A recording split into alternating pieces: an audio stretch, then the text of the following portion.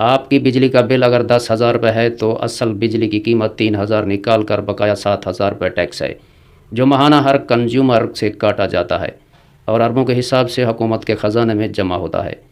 اس طرح گیس کے بل پر بھی اس شرح سے ٹیکس لگ رہا ہے اور خزانے میں جمع ہو رہا ہے۔ آپ ایک میڈیکل سٹور سے 300 روپے کی دوائی خریدیں، ایک محتاط اندازے کے مطابق اس پر تقریباً 40 سے 50 روپے تک سیل ٹیکس ہے، جو کہ خزانے میں جمع ہو رہا ہے۔ آپ ایک ہوٹل میں کھانا کھا رہے ہیں اور آپ کا 5,000 بل آ گیا ہے تو اس پر تقریباً 500 کے قریب آپ سے ٹیکس کاٹا جائے گا۔ آپ اپنے مکان کا نقشہ پاس کروا رہے ہیں اور آپ کسی بھی ڈیولپمنٹ ادارے کے دفتر جائیں تو لوگوں کی قطاریں لگی ہوئی ہوں گی، جن سے 40 سے 50,000 روپے فی نقشہ فیس جمع کی جائے گی۔ یہ بھی خزانے میں جمع ہوتا ہے۔ آپ جس گھر میں رہ رہے ہیں اس گھر کا سالانہ ٹیکس آپ نے خزانے میں الگ سے جمع کروانا ہوگا۔ آپ گھر کے لیے خوراک کے مواد یا گراسری کی خریداری کر رہے ہیں، اس پہ بھی آپ نے ٹیکس دینا ہوگا۔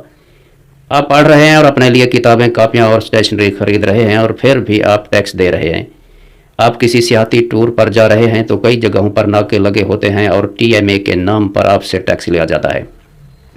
آپ بینک میں اپنے پیسے جمع کراتے ہیں یا نکالتے ہیں، اس پر آپ نے ٹیکس دینا ہوگا، اور آپ جتنی مرتبہ بھی ایک ہی رقم نکالتے اور جمع کرتے رہیں گے آپ اس پر ٹیکس دیتے رہیں گے، حتیٰ کہ آپ مر گئے تو آپ کے ڈیتھ سرٹیفکیٹ بنوانے کے لیے بھی آپ کے عزیز و اقارب کو ٹیکس دے کر سرٹیفکیٹ لینا پڑے گا۔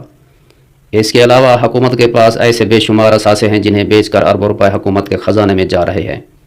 جیسا کہ پچھلے دنوں اسلام آباد کے بلو ایریا میں CDA نے اپنا چند کنال کا پلاٹ 8 ارب روپے کا بیچ دیا۔ یہ نہ پہلا پلاٹ تھا اور نہ ہی آخری ہے۔ میں نہیں سمجھتا کہ میرے پاس اگر چند مرلے کا کمرشل پلاٹ ہوتا ہے تو اس کی ایک پلاٹ سے میری زندگی شاندار گزرتی ہے، بلکہ میرے آنے والی نسل بھی اس سے بھرپور استفادہ کرتی ہے۔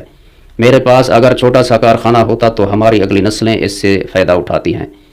ایک ٹرانسپورٹر کے پاس ایک آدھ بس یا ٹرک ہوتا ہے تو اس کی پوری فیملی کی کفالت اس سے ہوتی ہے۔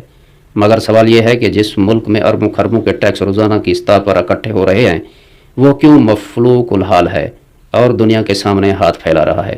دوستو، اگر ویڈیو اچھی لگے تو شیئر لازمی کرنا اور لائک بھی کرنا۔